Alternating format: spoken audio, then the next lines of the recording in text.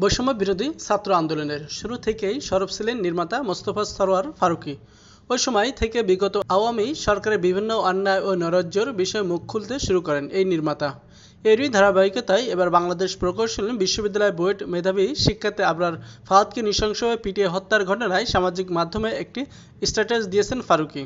সোমবার আবরার ফাহাদ হত্যার ৫ বছর পূর্ণ হওয়ার দিনে তার বাবা ও বুয়েট শিক্ষার্থীদের দুটো ছবি নিজের ফেসবুকে পোস্ট করেন ফারুকী।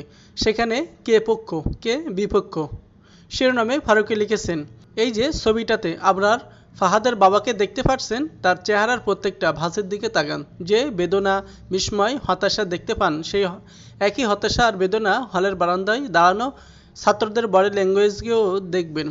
এই বেদনাই পরবর্তী ক্ষোভ হয় এই কয় বছরে। ফলে আবরার না থেকেও এই অভ্যুত্থানে ছিলেন। এই নির্মাতা তার ফেসবুক স্ট্যাটাসে ১৯৯১ সালে মুক্তিযুদ্ধের সময় আওয়ামী লীগ ও জামাতের ভূমিকার কথা উল্লেখ করে লেখেন, আওয়ামী লীগের মুক্তিযুদ্ধের ন্যারেটিভ যে আর দোয়ানো যাচ্ছে না, এর কারণ হচ্ছে জনগণ দেখতে পাচ্ছে ৭১-এর আগে আইয়ুব খানের পান্ডা সংগঠন এনএসএফ যে ভূমিকায় ছিল, এই সময়ে ছাত্রলীগ চলে গেছে সেই ভূমিকায়। ৭১-এর জামাতের ভূমিকায় চলে গেছে আওয়ামী লীগ।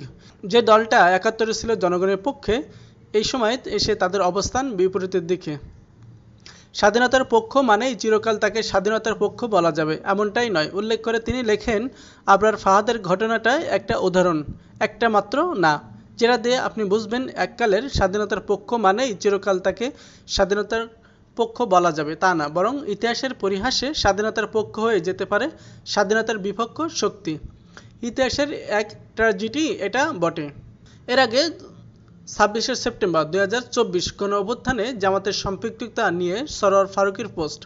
বৈষম্য বিরোধী ছাত্র আন্দোলনকে শুরু থেকেই সমর্থন দিয়ে এসেছেন নির্মাতা মোস্তফা সরোয়ার ফারুকী।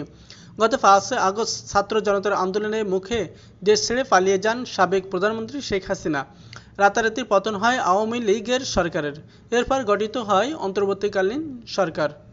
কোটা সংস্কার আন্দোলন থেকেই একটা সময় শিক্ষার্থীদের আন্দোলন সরকার পতনের এক দফা দাবিতে রূপ নেয়। এই দাবিতে ছাত্র জনতার সকলেই অংশ নেন। আরেকদিকে সম্প্রতি জামাত শিবিরের বিভিন্ন কার্যক্রম প্রকাশ্যে এসেছে। আন্দোলনে দলটির নেতাকর্মীদের কেমন ভূমিকা ছিল সেসবই স্পষ্ট হচ্ছে, যা নিয়ে সামাজিক যোগাযোগ মাধ্যমে সৃষ্টি হয়েছে নতুন করে আলোচনার। এ নিয়ে গতকাল বুধবার রাত ১১টার দিকে সামাজিক যোগাযোগ মাধ্যমে ফেসবুক একটি স্ট্যাটাস এই নির্মাতা প্রশ্ন তুলেছেন, ছাত্র জনতার আন্দোলনে জামাত ছিল না, এই কথাটা কে বলেছে? ফারুকী স্ট্যাটাসে লেখেন, ২০২৪ সালে এসে কেউ যদি নিউটনের গতিসূত্র আবিষ্কার করে এবং সেই আবিষ্কারের আনন্দে ইউরেকা ইউরেকা বলে চিৎকার করতে থাকে, তাহলে কি বলা যাবে? নির্মাতা আরও লেখেন, ছাত্র জনতার আন্দোলনে জামাত ছিল না, এই কথাটা কে বলেছে, কবে? বাংলাদেশের সবাই জানে এই আন্দোলনের প্রথম থেকে বিএনপি, জামাত, বামদলসহ দলমত নির্বিশেষে সবার অংশগ্রহণ ছিল। সবাই একটা জিনিসই চেয়েছে, শেখ হাসিনার পতন। আরেকটু পরিষ্কার করে বলি, শুধু এবারই প্রথম চেয়েছে তা না। যখন নিরাপদ সড়কের দাবিতে কিশোর আন্দোলন হয়েছে, তখনও প্রত্যেকটা ওয়াটার টেস্ট করে গেছে। এটা কি সরকারের পতনের আন্দোলনের দিকে নেওয়া সম্ভব কিনা? জিও পলিটিক্যাল বাস্তবতা এবং সেনাবাহিনীর বাস্তবতা সেটা সম্ভব ছিল না বুঝতে পেরে আবার প্রত্যেকে দমেও গেছে। ফারুকের ভাষায়, নুরুল হক নূরদের নেতৃত্বে কোটা আন্দোলনে একই জিনিস টেস্ট করে দেখেছে বাংলাদেশ। যখন দেখলো এটা সরকার পতনের আন্দোলন হিসেবে সফল হবে না, তখন সবাই আবার চেপেও গেছে। এবারও পুরো জাতি ওয়াটার টেস্ট করেছে এবং ২০ জুলাইয়ের মধ্যে বুঝতে পেরেছে এই আন্দোলন সরকার পতন সম্ভব। ফলে মানুষ সরকার পতন ঘটিয়েছে।